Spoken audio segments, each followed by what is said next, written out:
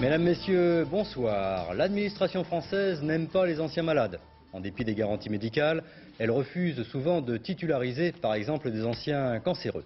Bruno Gex a rencontré une victime de cette réglementation et attitude archaïque. Et nous recevrons le docteur Nicolas Daly, qui s'occupe de la réinsertion des anciens cancéreux. Nous parlerons aussi des HLM qui cherchent à redorer leur blason par une campagne publicitaire. Et Jean Pézieux nous montrera des locataires de Villeneuve-d'Ascq qui s'occupent eux-mêmes de l'entretien de leur immeuble. Et n'oubliez pas aussi qu'il y aura une montre Antenne 2 à gagner en fin d'émission pour les téléspectateurs qui nous ont envoyé le meilleur document photographique du mois. Rien ne va plus pour les Jeux Olympiques d'hiver à Albertville. Jean-Claude Killy a piqué sa colère et a démissionné du comité d'organisation. Au centre de la crise, les rivalités entre stations de la vallée et la décision de déplacer des épreuves des Menuires à Méribel et de Tignes à Val d'Isère. Les explications d'Emmanuel Vanier. La Savoie en fête, unie derrière Jean-Claude Killy et Michel Barnier, c'était en octobre dernier.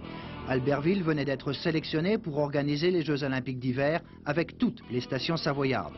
Mais hier, coup de théâtre.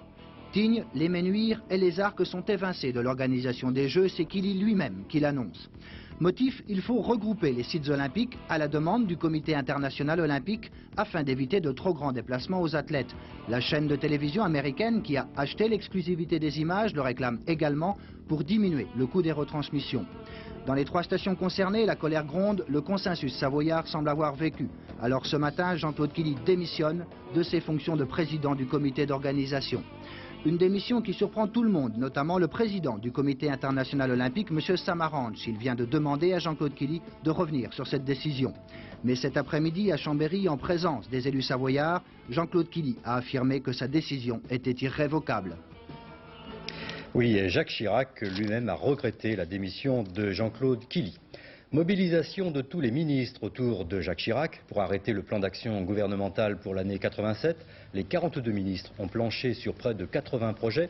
La réunion, commencée à 9 h du matin, ne s'est terminée qu'à 17 h. Et actuellement, le Premier ministre tient une conférence de presse au cours de laquelle il a exposé les 3 axes prioritaires de son action pour les mois à venir.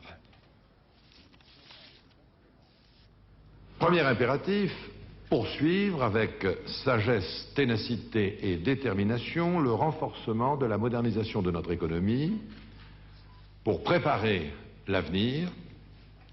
L'avenir, c'est l'échéance 92, le marché unique, et c'est la suite. Et préparer aussi, ou plus exactement intensifier, une politique de lutte contre le chômage. Deuxième impératif, ouvrir des chances nouvelles à tous les Français dans une société d'initiative, de responsabilité et de liberté sans cesse accrue. Troisième impératif, améliorer les conditions de vie quotidienne de nos compatriotes et donner un nouveau souffle à l'indispensable dialogue social. Tous les détails de ce plan dans notre journal de 20 h et les commentaires de Paul Amar pour l'aspect politique et de Gérard Morin pour l'aspect économique. Confrontation entre Yves Chalier et Jacques Delebois dans le scandale du Carrefour du Développement. Les 2 hommes ont été également confrontés à l'inspecteur de la police de l'air, René Baudin, qui avait remis le vrai faux passeport à Yves Chalier. Régis Schleicher ainsi que Claude et Nicolas Alphen seront jugés par la Cour d'assises spéciale de Paris. En décembre, le procès des 3 hommes membres présumés d'Action Directe avait dû être interrompu en raison de la défection des jurés populaires. L'Europe et les États-Unis signent la trêve. Un accord de principe est intervenu sur les ventes de céréales américaines à l'Espagne et au Portugal, mais cet accord devrait être entériné par les 12 États membres de la CE.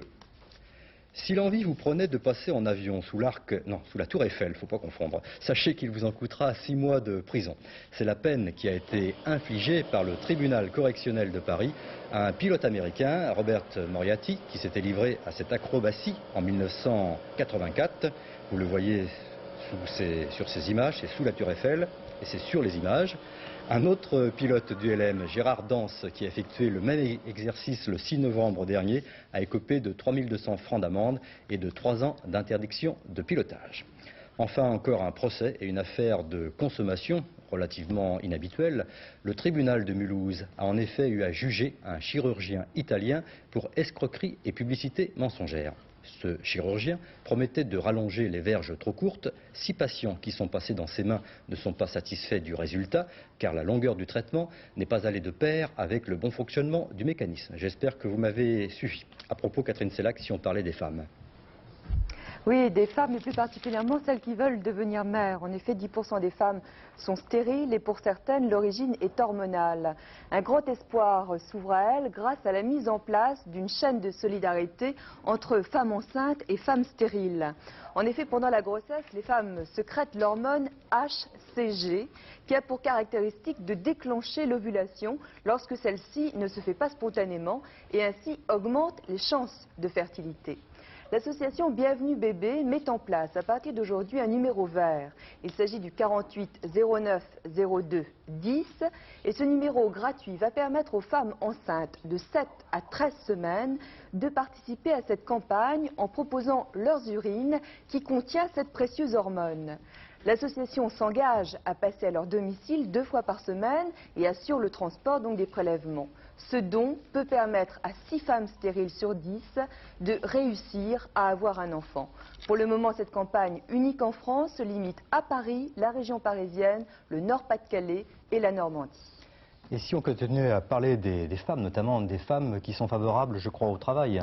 Et elles sont de plus en plus favorables au principe du travail féminin, c'est ce qu'indique une étude du Centre de recherche pour l'étude et l'observation des conditions de vie. À la question « Ressentez-vous des conflits entre votre vie professionnelle et votre vie personnelle ?» il s'est trouvé presque autant d'hommes, 37% que de femmes, 40%, à répondre « oui ».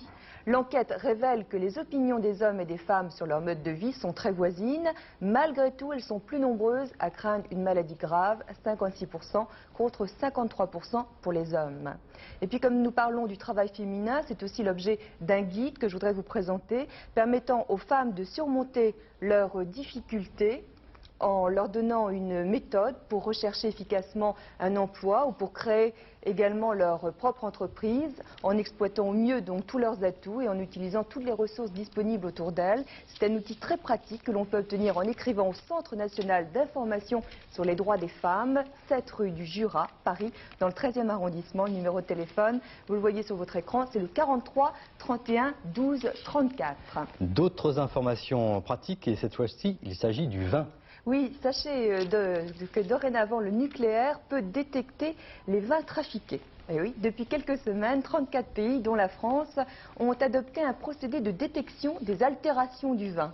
Fini donc les vins à l'antigel ou au méthanol, toute contrefaçon apparaîtra désormais grâce à la résonance magnétique nucléaire mise au point à l'Université de Nantes. Les fraudeurs n'ont qu'à bien se tenir. Et maintenant, on va parler de logement avec Jean Pézieux. Oui, Jean-Claude Alanic, est-ce que je peux vous poser une question? Oui, il y a même le droit d'eux si vous voulez. Oui. Savez-vous ce que sont les diplodocus? Oui, ce sont des vieilles bêtes qui ont disparu il y a très très longtemps de la circulation parce qu'elles étaient très grosses et elles avaient une petite tête, un petit cerveau. Oui, c'est ça? Absolument. J'ai gagné, chic. Bien. Et alors... Je vois pas le rapport avec le logement, non, mais qu'est-ce que ça évoque pour vous, diplodocus, alors? Ben donc, quelque chose, une bête pas très intelligente qui disparaît du fait de sa lourdeur. Bien sûr. C'est ça que vous voulez que je vous dise? Absolument, vous me l'avez dit. Alors donc, lourdeur, préjugé, je dirais même. Eh bien, cette lourdeur, ces préjugés qui transforment les gens en fossiles, vous voyez, voilà. eh bien, il y a des gens qui ne veulent plus traîner ces préjugés derrière eux comme un boulet. Et ce sont les organismes HLM, leurs responsables plutôt. Et ils lancent aujourd'hui une grande campagne. Ils lancent aujourd'hui une grande campagne d'information dans la presse, dans toute la presse nationale. La voici, une belle photo avec certains préjugés, datent un peu trop, et on ne voudrait plus évidemment les avoir avec nous. Cette grande campagne est illustré donc par ce diplodocus, le grand ensemble, vous voyez, 2 symboles assez lourds, eux aussi, qui signifient les HLM, les entassements, que l'on a l'habitude évidemment de considérer comme une vérité. Et cette vérité, évidemment, les organismes HLM n'en veulent pas. Ils ont fait faire un sondage dans plusieurs villes de France. Et dans ce sondage, il est montré par les réponses des locataires donc que 50% de ces locataires s'estiment satisfaits et 14% seulement se déclarent mécontents. Ça, c'est la réalité que vivent les locataires HLM. Et puis, il y a l'autre réalité, c'est celle qui est dans les esprits des Français, on vient de le dire, des logements sales, bruyants, surpeuplés. Alors donc cette grande campagne démarre, elle va avoir lieu pendant plusieurs mois, et à l'issue de cette campagne, eh bien, on fera le point pour savoir si les choses ont pu changer dans les esprits des gens. Et vous avez un exemple à nous montrer d'un HLM qui marche bien, où les locataires se sont pris en quelque sorte en charge. Oui, alors on se trouve là à Villeneuve-d'Ascq, dans le nord de la France. Il y a un constat qui est fait par les locataires. Je ne peux pas accueillir mes amis chez moi, les escaliers sont sales, les entrées peu accueillantes. Et puis les gestionnaires, eux, réduisent les charges pour faire des économies. Et par exemple, les femmes de ménage passent très peu souvent pour balayer. Alors donc, on se met d'accord, on tombe d'accord sur une convention. Chacun fera un effort, l'organisme paiera des travaux, rendra les choses plus propres et les locataires feront l'entretien. Voici donc l'exemple de Villeneuve-d'Ascq. Des entrées négligées, c'est l'impression majeure souvent que vous avez pour la première fois en pénétrant dans une HLM. Les raisons, l'indifférence des habitants, mais aussi les économies faites par les gestionnaires sur l'entretien. C'est tout le contraire, non loin de là, avec les entrées privatisées. Des travaux importants aidés par la région et l'État sont réalisés par la société HLM. Entrées fermées et repeintes, nouvelles boîtes à lettres, portiers électroniques. Les locataires en contrepartie assurent l'entretien. Mais le contrat n'est signé que s'ils l'ont demandé en majorité. Avant, la porte n'était pas fermée. On a eu des vols. Nous, on a eu 5 vélos de course, ils sont partis, sans compter le reste. Il y a toujours des personnes qui passent ici. Voilà, vous voyez la porte ouverte. Et ben, quand on revenait de week-end, on n'avait plus rien. Alors, quand même, Madame Walter a demandé si on était consentant de qu'on ferme la porte. Tous les locataires y ont été consentants, mais seulement de lever et nettoyer chacun son tour. Si l'entretien n'est pas fait, le contrat prévoit l'intervention d'une entreprise de nettoyage payée par les locataires. Alors, à eux de s'organiser. 2 fois par semaine, il faut au moins laver, puis balayer entre deux. Bon, ben normalement, on a chacun notre tour de rôle à le faire, mais enfin, c'est pas évident. Qu'est-ce que ça veut dire? Ça veut dire qu'il y en a qui le font pas? Oui. D'ailleurs, c'est pour ça qu'on a fait un calendrier, il y a combien, 15 jours, pour dire de faire aux gens leur tour. Il faut se bagarrer. Dans la masse, inévitablement, vous avez les petits accrochages. Mais ces accrochages, on les retrouve au niveau des syndics de copropriété, on les retrouve dans tout le monde, dans toute vie collective, je crois. Mais mon idée de base, encore, et j'y reviens, c'est au nom de quoi une entrée HLM serait moins bien entretenue qu'une entrée bourgeoise. Pourquoi faire payer à des gens ce qu'ils peuvent faire s'ils ont une bonne convivialité et répartir entre eux? Alors, l'intérêt dans cette affaire, c'est plutôt pour les locataires ou plutôt pour le gestionnaire? Eh bien, je dirais que l'intérêt, il est comme l'investissement, il est 50-50. Plus de dégradation, les HLM sont ravis. Les locataires aussi, avec des entrées accueillantes pour leurs visiteurs. Les locataires vont quelquefois plus loin, comme ici, où ce sont eux qui ont fabriqué le garage à vélo. Je suis un locataire comme les autres, à part que j'aime bien que ça soit un petit peu rangé et que ça soit propre, c'est tout. Et c'est dans notre intérêt à tous, puisque si c'est détérioré, de toute façon, c'est à nos frais par la suite. Alors, Ici, une entrée sur 2 est déjà privatisée. Un succès donc grâce à des locataires rendus responsables. Depuis le 1er janvier, les HLM font de nouveau payer l'entretien aux locataires, sauf bien sûr s'il est privatisé. Les locataires du Nord auront donc été des précurseurs. Bien, alors pour tous ceux évidemment qui n'ont pas mis la main à la pâte comme dans le Nord, ils sont à peu près 400, il y a 400 entrées, ça veut dire à peu près 4000 personnes qui sont concernées. Donc pour l'ensemble des autres locataires de France, hélas, depuis le 1er janvier, il y a des hausses. En effet, on a supprimé un article, l'article 32 dans le Code de la construction, et désormais, les locataires HLM vont devoir payer la gardienne ainsi que les charges d'entretien. Alors, on a fait un compte rapide, et bien ça va faire cette année en moyenne 30 francs par mois, et l'année prochaine, en année pleine, le double, c'est-à-dire 60 francs par mois de hausse sur leur quittance. Voilà, et maintenant nous passons à la suite de notre enquête sur l'administration française. Alors Catherine Sellac, aujourd'hui un dossier concernant les anciens malades qui veulent entrer dans l'administration, dans la fonction publique. Oui, pour entrer dans la fonction publique, il faut être en bonne santé. La loi de 1959 stipulait que tout individu rentrant dans la fonction publique devait être reconnu indemne de toute affection nerveuse, tuberculeuse ou cancéreuse. Des aménagements depuis ont été faits en 83 et en 86, nous en parlerons tout à l'heure, mais il n'en demeure pas moins que lorsque l'on a été victime d'une longue maladie comme le cancer, il est difficile de faire admettre sa guérison, comme en témoigne l'exemple de Michel Maréca, rencontré par Bruno Gex. Depuis son opération d'une tumeur au rein, c'était en 1963, il était âgé de 11 mois, Michel Maréca n'a de cesse d'ouvrir des portes et de les entendre claquer. Enfin, presque. Je dis presque, car c'est à l'âge où le problème de l'emploi s'est posé à lui que les difficultés ont réellement commencé. 1981, Michel a 19 ans. Muni d'un CAP et d'un BEP, il entre comme auxiliaire à la distribution au bureau de poste de Saint-Richaud-Mont dans l'Aisne. Un mois plus tard, il passe une visite médicale pour sa titularisation. Les résultats sont négatifs, la direction départementale le déclare inapte physiquement, il est donc licencié. On lui propose toutefois de se diriger vers la commission technique d'orientation et de reclassement professionnel, la COTOREP, afin de bénéficier d'un emploi réservé aux handicapés. Mais Michel Maréca n'a jamais eu d'handicap. La COTOREP s'en rend vite compte, nous sommes en avril 82. Mais si vous croyez, monsieur, qu'après 23 ans, on n'est pas guéri, quand sera-t-on? Qu'est-ce que vous voulez maintenant? Ce que je voudrais, c'est que toutes les personnes qui ont été dans le même cas que moi sachent être reconnues comme des personnes normales par l'administration. Et il faut qu'on arrive à cette idée que la guérison du cancer existe et qu'elle doit permettre de reprendre une vie normale et pas seulement d'être rangé de travers dans un poste de handicapé où ces sujets n'ont rien à faire. Les difficultés de Michel ne s'arrêtent pas là. Il y a 2 ans, lorsqu'il a emprunté de l'argent pour acheter sa maison, il s'est heurté une fois de plus à l'administration. L'UAP a refusé dans un premier temps de m'assurer. Je leur ai envoyé des certificats médicaux. Ils sont revenus alors sur leur décision, mais ils annuleraient mon contrat d'assurance si j'avais une maladie au rein. Aujourd'hui, Michel travaille à la chaîne depuis plus d'1 an dans une usine, mais rien n'est encore résolu pour lui. La réalité économique veut qu'en raison d'une réduction d'effectifs, Michel soit licencié en juillet prochain. Avec nous le docteur Dali, qui est cancérologue à Toulouse et qui s'occupe d'un groupe de réinsertion d'anciens cancéreux. Alors est-ce que dans votre travail, vous constatez effectivement des difficultés pour les anciens cancéreux à trouver du travail, en particulier dans la fonction publique? Oui, je crois que vous avez signalé tout à l'heure qu'il y avait eu des modifications législatives qui avaient supprimé des causes de non-accessibilité à la fonction publique, les affections cancéreuses avec d'autres. Et à l'heure actuelle, la possibilité de rentrer à la fonction publique est uniquement subordonnée à l'aptitude physique, conforme au poste souhaité.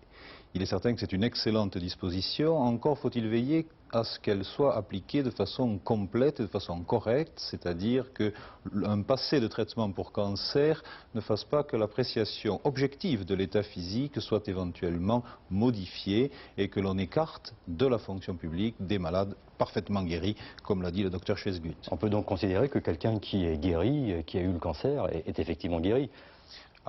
Sinon, nous sommes tous des malades en puissance. Certainement, les patients qui ont, après un traitement et pour une maladie donnée, un délai d'observation sans éléments nouveaux, sont considérés qu'en état de guérison, c'est-à-dire que leur espérance de vie est parfaitement superposable à celle d'une population de même âge qui n'a pas eu cet antécédent pathologique. Un autre problème aussi surgit pour tous ceux qui ont été malades mais qui sont guéris, c'est de trouver une compagnie d'assurance qui accepte par conséquent de les assurer, on l'a vu dans le reportage. C'est certainement un problème très important et très souvent rencontré. En effet, les patients qui désirent souscrire un contrat d'assurance vie, et l'on sait que les contrats d'assurance vie sont indispensables pour garantir les prêts bancaires, par exemple pour le logement, rencontrent en règle générale de grosses difficultés. Les compagnies d'assurance font des efforts certains pour mieux prendre en compte les risques réels que présentent les patients et ne pas les rejeter ou leur proposer des surprimes tout à fait décourageantes. Mais il reste beaucoup à faire dans ce sens. Merci, docteur Dali, de ce témoignage et de cet encouragement pour les anciens cancéreux ou les anciens malades. J'espère que cela fera changer l'attitude de l'administration. Voilà, cette émission est terminée. On n'a pas le temps de mettre la montre en jeu, mais ça sera pour demain, n'est-ce pas, Catherine? À demain, 18h30. Bonsoir à tous et à toutes. Bonne soirée.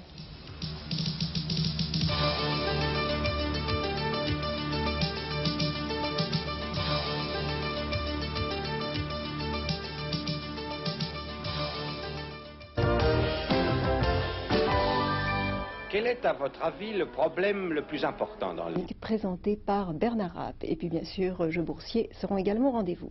Tout de suite, notre journal, présenté par Claude Sérillon. Belle soirée à deux.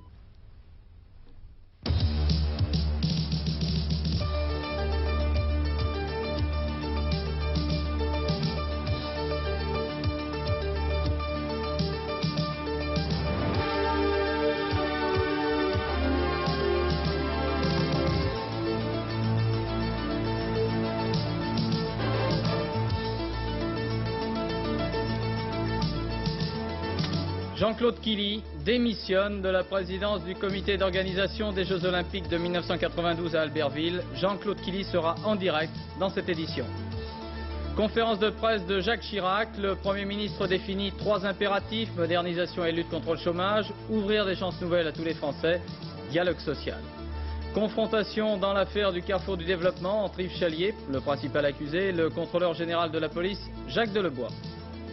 Aujourd'hui, jeudi 29 janvier 1987, une nouvelle journée de détention pour les otages français au Liban, Marcel Fontaine et Marcel Carton, Jean-Paul Kaufmann, Jean-Louis Normandin d'Antenne 2 n'ont toujours pas été libérés.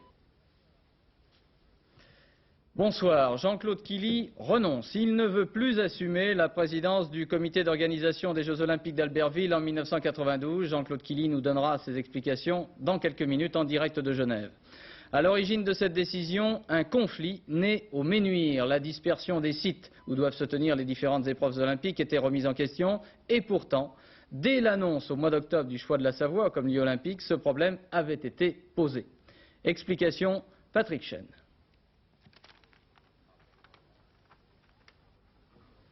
Albertville. 17 octobre dernier à Lausanne, le silence de M. Samaranch était long, mais la joie des Savoyards totale. Killy et Barnier ont gagné. Albertville organisera les Jeux d'hiver de 92. Le dossier défendu par le triple médaillé de Grenoble a séduit le jury du CIO. Une seule limite, les sites seraient trop nombreux. De 5 à Sarajevo en 84, on est passé à 9. Le problème a été posé dès l'époque de la candidature d'Albertville.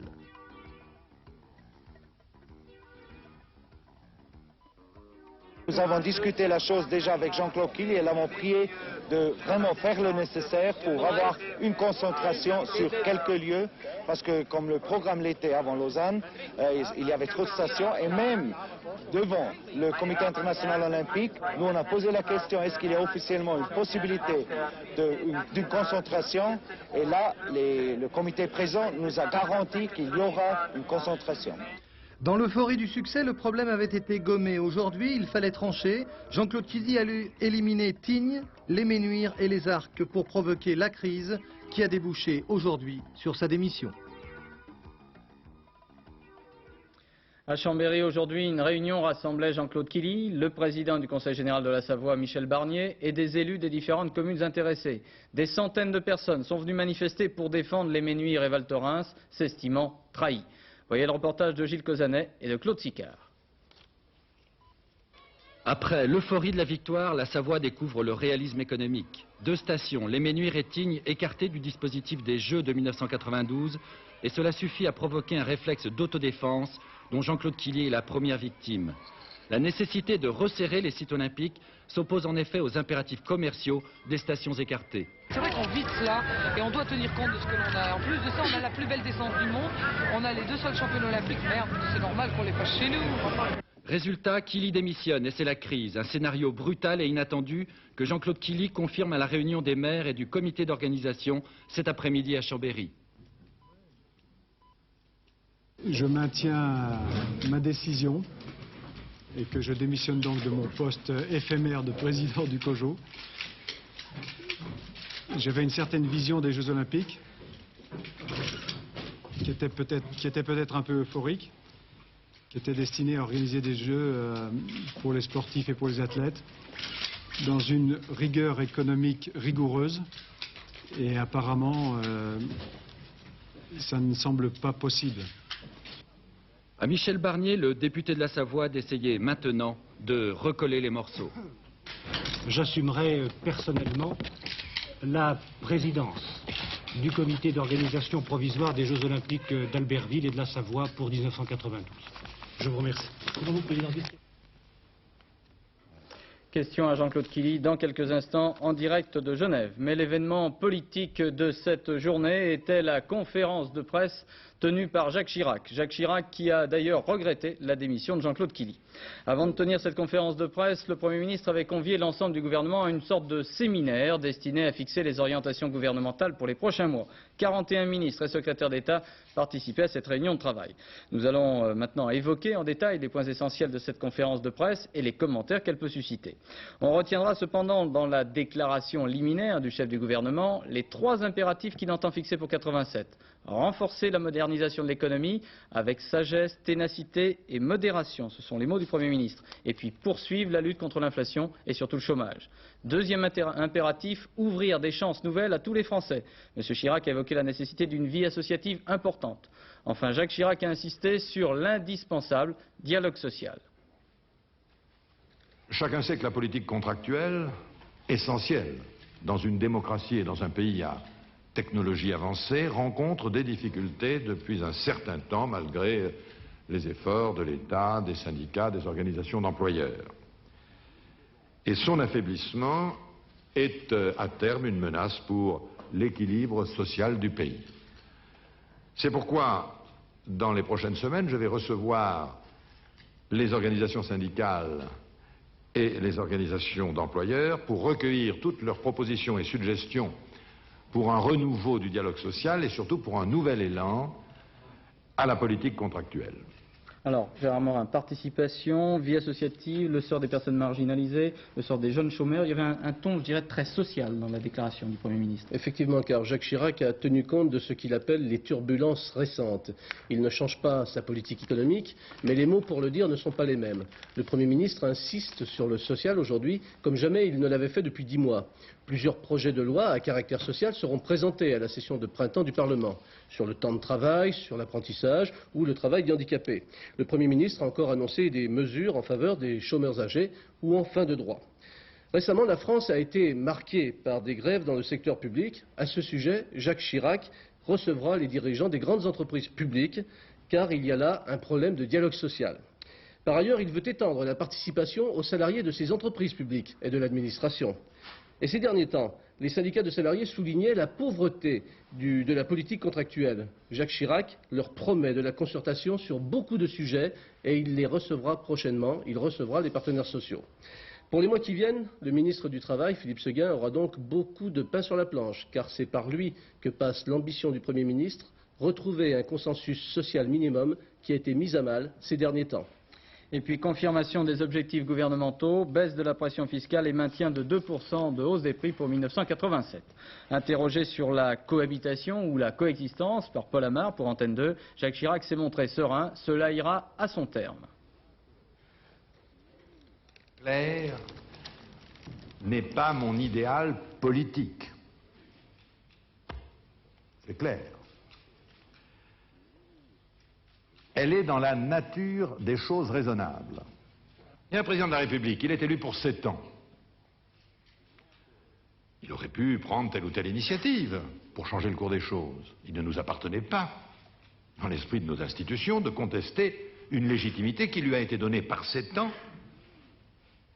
par les Français. Par conséquent, la situation était tout simplement ce qu'elle était. Et ceux qui sont respectueux des règles de la démocratie, et donc du suffrage universel, et respectueux de notre Constitution, ne pouvaient que se satisfaire de la coexistence. Et il n'y avait pas là de quoi ouvrir des débats indéfinis. Ou alors, ça voulait dire que l'on était partisan d'une crise de régime. Ça n'a jamais été mon cas. Alors voilà, la coexistence existe, et elle existera jusqu'au terme, jusqu'aux prochaines élections.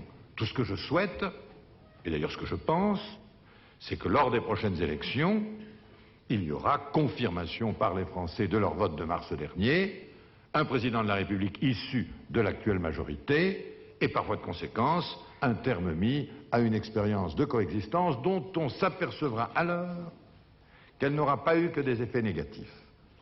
Pour le Premier ministre, le seul critère qui compte, c'est que l'opinion publique maintienne, selon lui, un soutien identique à la majorité, à celui manifesté en mars 86. Le reste, c'est l'agitation du microcosme, comme disent certains, a ajouté M. Chirac, qui s'est déclaré sans état d'âme. Tout le monde est parfaitement déterminé à poursuivre cette action en sachant parfaitement qu'elle est soutenue par la totalité de notre majorité. Et c'est ça qui compte pour nous, UDF et RPR.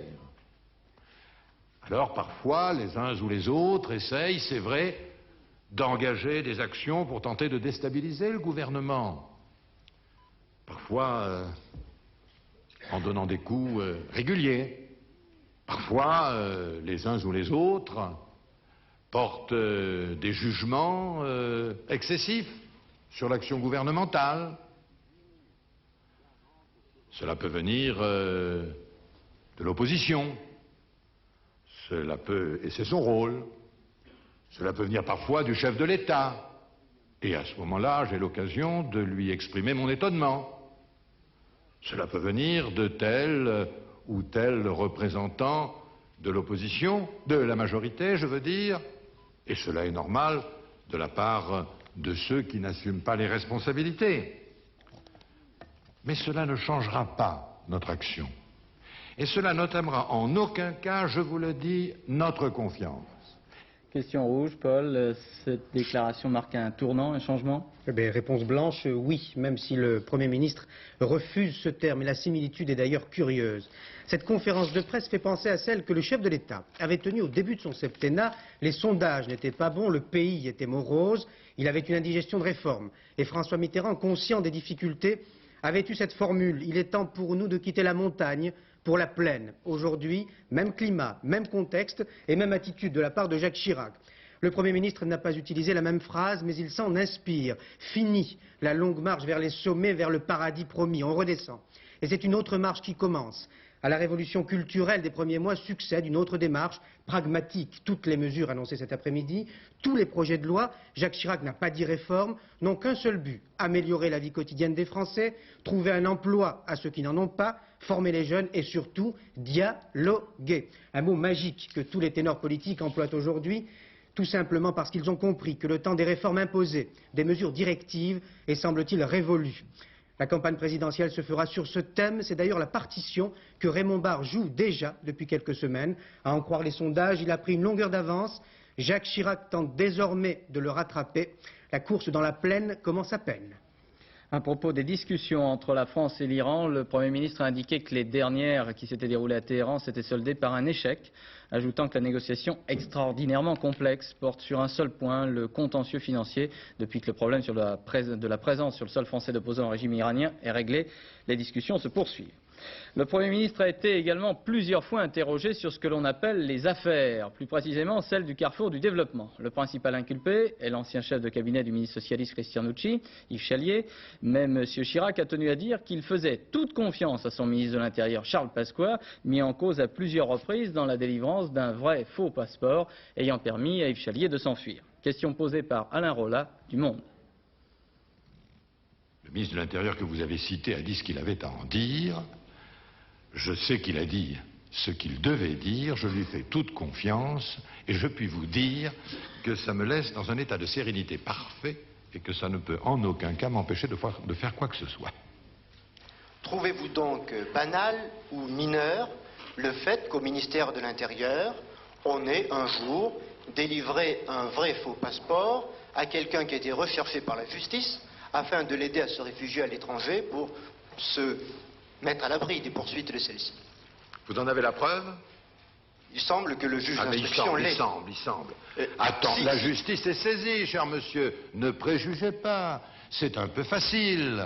C'est un peu facile. Moi, je pourrais dire des choses sur vous qui vous seraient probablement très désagréables, ce que je me garderais bien de faire, en tous les cas, tant que j'en aurai pas la preuve. Alors respectez également la justice et son cours, et respectez votre prochain. Il ne m'appartient pas de débattre avec vous sur ce point. Certainement pas. De toute façon, j'ai aucun moyen de débattre avec vous.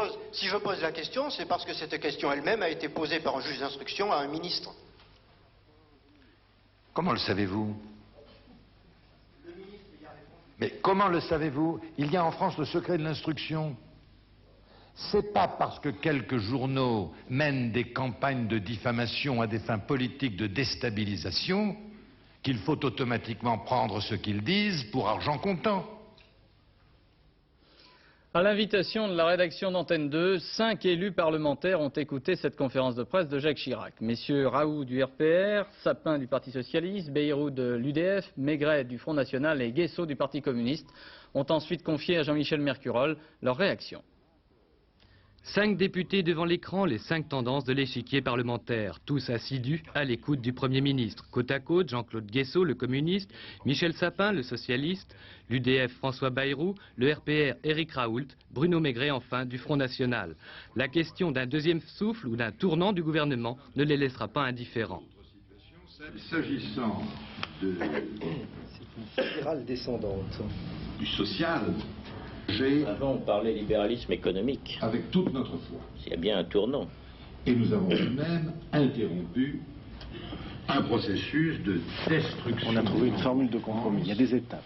Dont je rappelais tout à l'heure l'emploi. Eric, tout à fait. Voilà. Dossier social, les plus vives critiques viendront du communiste Jean-Claude Guesso. C'est pas la colle qui a 9 délégués de chez Renault licenciés. Il parle du dialogue social. Fin de conférence de presse, personne ne manifeste de surprise, il y a les déçus, les satisfaits, mais très vite chacun a déjà élaboré au nom de son parti sa réponse politique. J'ai l'impression qu'il veut continuer tout en ne voulant pas. Il est pris dans les contradictions, dans les incertitudes.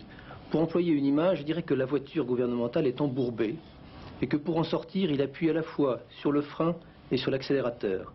C'est le meilleur moyen d'aller au fossé.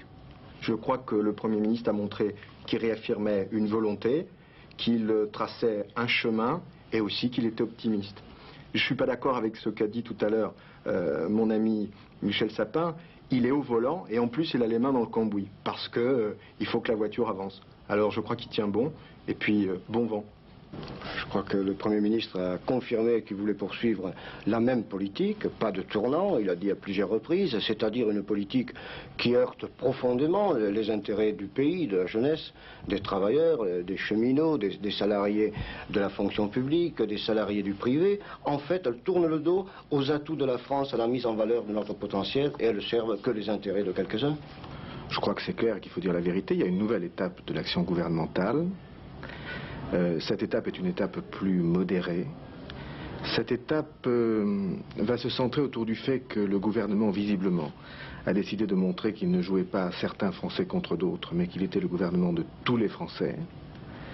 Et je crois qu'il a aussi décidé de jouer le dialogue. Je pense que par cette prestation, M. Chirac a officiellement annoncé qu'il renonçait à combattre le socialisme, à mener la politique pour laquelle 55% des Français s'étaient orienté à droite le 16 mars dernier. Voilà pour la conférence de presse du Premier ministre. J'ajouterai que l'on a appris aujourd'hui que M. Chirac se rendrait à Washington le 31 mars prochain et il sera reçu par Ronald Reagan. Retour aux Jeux Olympiques à la Savoie avec Jean-Claude Killy qui se trouve en direct aux côtés de Gérard Rolls à Genève. Jean-Claude Killy, bonsoir. Oui, bonsoir. Alors première question, pourquoi avez-vous pris cette décision? Vous avez été trompé par les politiques? Non, pas du tout, non, je ne pourrais jamais dire ça. Je suis parti de l'impression que j'étais en train d'organiser les Jeux Olympiques de la Savoie olympique. Et en fait, je me suis trompé, c'était les Jeux de quelques-uns, ou en tout cas de quelques stations. Et ça a été mon erreur. Je me suis présenté devant ce problème comme un homme d'affaires et comme un entrepreneur. Et il aurait fallu plutôt avoir un peu plus de diplomatie, mais ça, je ne sais pas faire. Jean-Claude, vous paraissez très décontracté là, et pourtant c'est un échec pour vous. Non, c'est pas un échec, parce que les Jeux Olympiques sont en Savoie et ils resteront. Mais pour vous personnellement, dans cette entreprise que vous alliez là lancer, c'est pas un échec? Il n'y a pas une amertume quand même? Non, pas du tout. C'est une déception, parce que j'avais envisagé les Jeux Olympiques d'une autre manière, et de construire des Jeux Olympiques dont on se souviendrait encore dans 30 ans, et pas seulement parce qu'ils laissent un énorme trou financier. C'était ça mon objectif. Alors cette concentration des sites, le fait de retirer des épreuves à certains villages, à certaines stations, pourquoi vous avez décidé de le faire maintenant? Et pourquoi, par exemple, avoir, entre guillemets, puni les Menuires-Outing? Non, mais je n'ai pas puni ni les Menuires-Outing. Je suis président de ce comité depuis une dizaine de jours et la première des choses à faire, c'est de savoir, pour le comité, de savoir où ont lieu les épreuves. Pourquoi? Parce que le ski alpin aujourd'hui est une opération très compliquée. Il y a 6 épreuves pour les hommes et 6 épreuves pour les femmes. Si vous les étalez sur 4 sites, vous parlez d'un prix considérable, de problèmes de sécurité considérables et surtout d'une organisation pour les sportifs et pour les athlètes, et ça je connais très bien, totalement différentes. Vous imaginez bien un grand skieur comme Zurbriggen qui sera certainement amené à concourir dans toutes les épreuves, dans son hôtel à Méribel ou à Val d'Isère, exactement là où auront lieu les épreuves. Ça n'a jamais eu lieu dans l'histoire des Jeux Olympiques, pratiquement. Donc j'ai buté sur un problème comme celui-ci. Jean-Claude Killy, je reprends l'expression de Gérard Rolls, vous avez peut-être puni un certain nombre de gens. Vous allez écouter avec nous les réactions justement que nous avons enregistrées après votre décision. Les voici. Je trouve ça lamentable. Quelle image de la France on donne dans cette affaire, et j'ose croire au miracle qu'il revienne sur sa décision. C'est grâce à Jean-Claude et ce qu'il a fait pour cette candidature que Albertville a reçu le choix. Si je peux lui dire, Toutoun, réfléchis bien et nous avons besoin de toi. Quelle que soit l'importance du problème qui est à résoudre, en aucun cas nous ne pouvons justifier la démission de Jean-Claude Killy, qui, si elle était maintenue, constituerait une décision très grave. Pas pu encore le joindre, j'espère que je vais l'avoir d'une minute à l'autre et essayer d'envisager avec lui, dans le plus grand calme possible, une solution qui soit digne de Killy et qui soit la solution bonne pour le sport français. Je crois tout à fait objectivement et sincèrement, et avec toute l'estime que je porte à Jean-Claude, que ça n'est pas lui rendre service que de l'inciter à revenir sur sa décision. 17 jours après le début, il démissionne. Et vous connaissez suffisamment l'esprit des gens pour savoir que s'il revenait sur sa décision, systématiquement, on lui dirait toujours et encore, ah, évidemment, tu vas démissionner, si on ne fait pas ceci, tu vas... Et c'est vraiment pas lui rendre un service. Jean-Claude Killy, vous avez entendu les propos qui sont tenus. Est-ce qu'il n'y a pas derrière toute cette affaire des histoires d'argent, avec notamment les télévisions américaines? On disait qu'elles vous ont un peu pressé de réduire le nombre de sites. La réaction qui m'apporte le plus dans les quatre, c'est celle de Marc Audler, qui est président de la Fédération internationale de ski et le patron du ski alpin dans le monde. Et vous avez entendu ce qu'il a dit. Quand je parle de resserrer les épreuves sur moins de sites, beaucoup de gens étaient au courant. Et donc aujourd'hui, c'est une surprise pour tout le monde, excepté pour moi, mais c'est la vie. Les télévisions américaines n'ont jamais parlé d'argent. Par contre, ce que je peux vous dire, c'est que le double de sites coûte le double d'argent. Et on parle de beaucoup d'argent. Et même si ça n'est pas le mien, je pensais le gérer au mieux des intérêts de tout le monde. Votre décision est irrévocable? Ah ben oui, tout à fait, parce qu'à partir du moment où la dispute se place sur le plan personnel, je suis obligé de me retirer et je ne peux plus revenir. C'est un peu les Japonais, je ne peux pas perdre la face. Qu'est-ce qui vous a fait basculer, Jean-Claude? Ce qui m'a fait basculer, bon, les menhirs, c'est une chose, mais je crois que les menhirs auraient très bien compris qu'ils étaient à l'intérieur de la Savoie olympique. C'est très important. Ce qui m'a fait démissionner, ce qui a été la goutte d'eau, ça a été le télégramme de solidarité que le maire de Val d'Isère a envoyé aux menhirs. Et je n'ai plus compris à ce moment-là ce qu'il se passait. Je pensais que j'avais raison. Ce télégramme m'a fait chanceler et j'en suis désolé pour tous les gens qui m'ont fait confiance, depuis tout en haut jusqu'à, évidemment, les 335 000 Savoyards. Les Jeux auront lieu, ils seront fantastiques. Merci Jean-Claude Killy, merci Gérard Rolls d'avoir été notre invité. Le juge d'instruction Jean-Pierre Michaud, chargé du dossier du Carrefour du Développement, a procédé ce matin à une confrontation entre Yves Chalier, principal accusé, et le contrôleur général de police Jacques Delebois, récemment inculpé de délivrance irrégulière de documents administratifs, c'est-à-dire un vrai faux passeport. Monsieur Delebois a simplement déclaré à sa sortie qu'il pensait s'être sorti d'affaire. Reportage Olivier Lerner, Jean-François Chevet. Chapeau vissé sur la tête, un large cache-colle, des lunettes noires, Jacques Delebois, retranché derrière son avocat, entre au palais de justice. Le contrôleur général de police sera confronté dans quelques instants à Yves Chalier. Bon, monsieur Delebois vient de passer? Oui. Dans quel état d'esprit? Juste une petite seconde. Très calme et très serein. Devant le juge Michaud, la confrontation va durer 3 heures. Atmosphère tendue mais courtoise. 3 longues heures durant lesquelles le juge entendra chacun confirmer ses précédentes déclarations sur le cheminement du fameux vrai-faux passeport délivré par la DST à Yves Chalier. Mais le juge veut y voir clair. Il invite à la surprise générale René Baudin, inspecteur divisionnaire de la police de l'air et des frontières. Son témoignage portera sur les contrôles de douane à Roissy. À la demande de Jacques Delebois, il aurait facilité le passage au docteur Chiarelli qui apportait du Brésil 2 photos d'Yves Chalier pour la fabrication du passeport. Devant le juge, Baudin aurait reconnu que le nom de Delebois lui avait été soufflé pour se disculper. Je pense m'être sorti d'affaire, nous dira plus tard Jacques Deleboye à sa sortie du palais. De plus, ajoutera le contrôleur général de police, si Yves Chalier pense qu'il a eu des contacts avec moi au Brésil, eh bien il se trompe. C'était une autre voie, on avait emprunté ma voie. Jacques Deleboye se défend, Yves Chalier contre-attaque. Aujourd'hui, il révèle avoir reçu au Brésil un émissaire de l'Élysée. Cet émissaire mystérieux serait venu dire à Chalier que le président n'avait pu arrêter l'affaire. Pas facile de vérifier ces informations. Yves Chalier est à l'isolement depuis 75 jours et si son avocat parle à visage découvert, il ne s'exprime qu'à demi-mot. Écoutez, je n'ai pas de déclaration à faire sur l'Élysée ou sur qui que ce soit. Il y a tellement de services secrets en France, dit-on, que je ne sais plus très bien comment personnellement faire le tri, les reconnaître, et je ne sais pas s'ils se reconnaissent entre eux. Jacques Deleboye a quitté le palais sur les chapeaux de roue, mais Yves Chalier reste en prison. Son avocat seul plaidera pour sa mise en liberté le 3 février prochain. Et son avocat s'appelle Monsieur Maître Leroux, c'est l'avocat d'Yves Chalier. Régis Schleicher, Claude et Nicolas Alphen, 3 membres présumés du groupe Action Directe, seront jugés par une cour spéciale à Paris, composée de magistrats professionnels. Ils sont accusés de la fusillade de l'avenue Truden en mai 83, qui avait coûté la vie à 2 policiers. Terry White, émissaire britannique au Liban, est vivant. Il poursuit sa mission pour tenter d'obtenir la libération des otages occidentaux. C'est l'église anglicane qui l'a fait savoir à Londres, mais l'épouse de Terry White est toujours très inquiète. Au Tchad, l'aviation libyenne a repris ses raids de bombardement dans le nord du pays. La radio tchadienne parle de leur intensité inouïe. Aux Philippines, à Manille, point final à la rébellion militaire. Cela s'est déroulé au petit matin, à l'usure et sans effusion de sang. Les rebelles ont évacué la station de télévision. Reportage de nos envoyés spéciaux à Manille, Martine Laroche-Joubert et Jean-François Renou.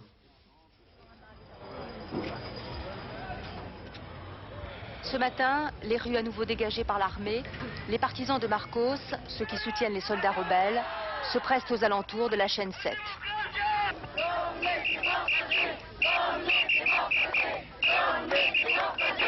Des chansons, nous nous battrons jusqu'à la mort, des slogans, vive la démocratie.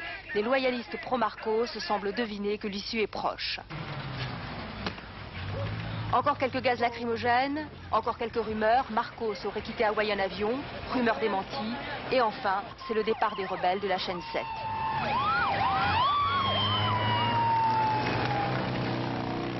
Un départ qui ne ressemble pas à une reddition. Dans les bus, ils paraissent calmes, le sourire aux lèvres. Au dehors, la foule les applaudit. Des soldats de l'armée qui les assiégeaient leur font eux aussi des signes de sympathie.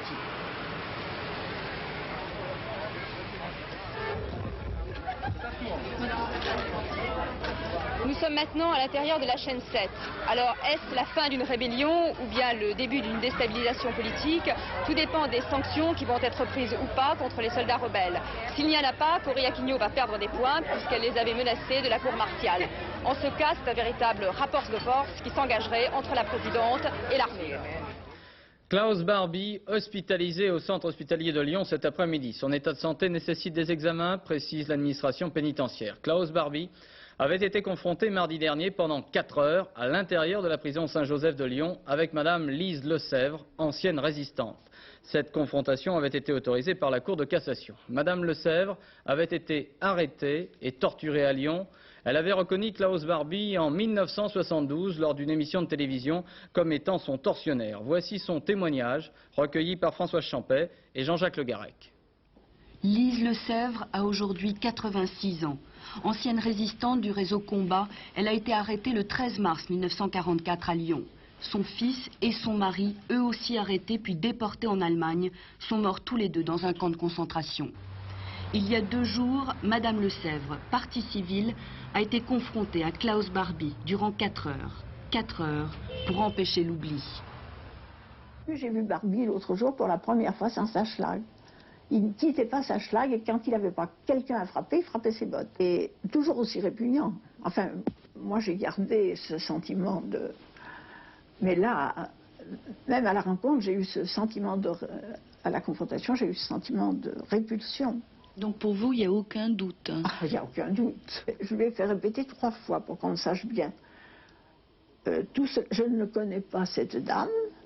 Je n'ai pas connu Lesèvre, le nom est tout à fait inconnu. D'ailleurs, je n'ai jamais torturé une femme. Alors moi, je me suis fâchée. Je lui ai dit, voulez-vous répéter? Je n'ai jamais torturé une femme. Donc ça voulait dire qu'il avait torturé des hommes. Alors, il a torturé les hommes, ça. Et encore plus violemment. Vous avez eu affaire à Barbie. Alors là... Combien de fois? Comment? Combien de fois avez-vous Je n'ai pas compté les fois, mais j'ai eu 19 jours d'interrogatoire consécutifs. Et Barbie y était toujours. Et je le voyais quelquefois plusieurs fois par jour. C'était quelqu'un de... je le voyais... Comment? C'était quelqu'un de très violent? Très violent. Le soir, il descendait dans les caves de l'école de santé. Je suis restée plusieurs jours là. Il descendait dans les caves de l'école de santé. Alors, il y avait des corps étendus par terre, hein, qu'on avait ramenés d'interrogatoire et qu'on ne pouvait pas mettre sur une chaise, ni même sur le fauteuil qui existait, un fauteuil de bois dans tous les cachots pour les écloper. On les jetait par terre, ils n'auraient pas tenu assis. Alors, il venait le soir, c'était vraiment une séance épouvantable. Il relevait avec la pointe de sa botte, il relevait le visage de celui qui était par terre, ou de celle qui était par terre. Et alors, il écrasait le visage quand il croyait reconnaître un juif. Un juif, alors son mot, vous savez, sifflait entre ses lèvres comme un sifflement de vipère. Et il s'acharnait sur le malheureux, le piétinait, lui donnait des coups. Celui allongé par terre ne réagissait que par des gémissements. C'était vraiment la brute complète. On a beau le dire, vous ne pouvez pas l'imaginer parce que vous ne l'avez pas vu. Il vous est arrivé de vous retrouver vous-même dans cet état-là? Oui. Un témoignage qui comptera lors du procès de Klaus Barbie, prévu pour le mois de mai prochain. Météo, Laurent Boussier. Oui, sans transition, le retour du froid. Oh, pas le grand froid que nous avons connu il y a 3 semaines avec neige et verglas. Non, non, un petit froid un peu plus froid qu'aujourd'hui, c'est vrai, mais surtout beaucoup plus clair et beaucoup plus ensoleillé. L'anticyclone est revenu sur l'image satellite. On va le voir, il s'est stabilisé sur la Hollande et le Danemark, 1025 millibars, et il dirige de l'air froid venu des pays scandinaves, de l'air froid et sec. C'est une bonne chose parce que la carte du temps prévue pour demain est donc beaucoup plus ensoleillée que les jours précédents sur une très très grande moitié nord du pays, c'est-à-dire au nord d'une ligne La Rochelle-Lyon. Le ciel sera brumeux le matin avec des températures très basses, -8 au lever du jour, mais beaucoup plus clair dans l'après-midi avec quand même quelques nuages résiduels sur les côtes de la Manche. Là où ça va moins bien, c'est sur le sud du pays, des Pyrénées au bassin méditerranéen, au sud du Massif central et aux Alpes. Le ciel restera couvert avec quelques chutes de neige à partir de 1000 mètres et quelques chutes de pluie en plaine. Côté température, elles sont un peu en baisse, et oui, c'est comme ça. Il y aura encore quelques températures légèrement négatives dans le nord-est, 0 degré, 2 degrés à Paris et 4 degrés à Brest, une moitié nord du pays, où la température moyenne est de 2 degrés sur la moitié sud, entre 3 et 10 degrés sur le bassin méditerranéen, avec un maximum de 15 degrés en Corse. Notre agenda demain sera le vendredi 30 janvier, le soleil se lèvera à 8h26, se couchera à 17h43, 3 minutes de soleil en plus. Nous fêterons les Martines. Merci. Je vous recommande à 22h35 de suivre le magazine Action, présenté par Bernard Rapp, magazine préparé par notre service économique. Dernier journal à 23h40 avec Hervé Claude. À demain 20h. Bonsoir. Merci.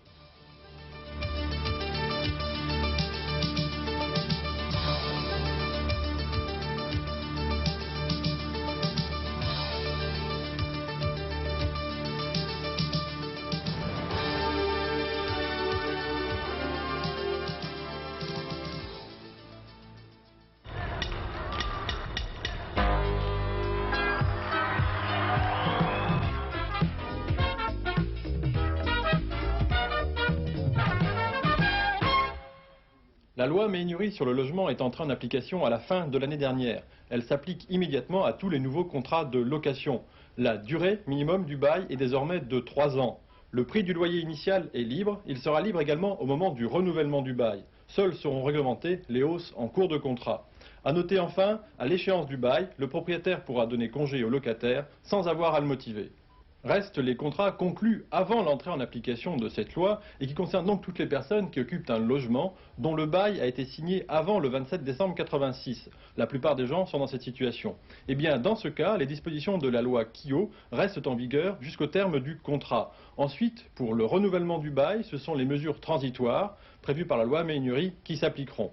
Si votre bail arrive à échéance avant le 1er octobre 87 et si votre propriétaire vous notifie une hausse, le bail est automatiquement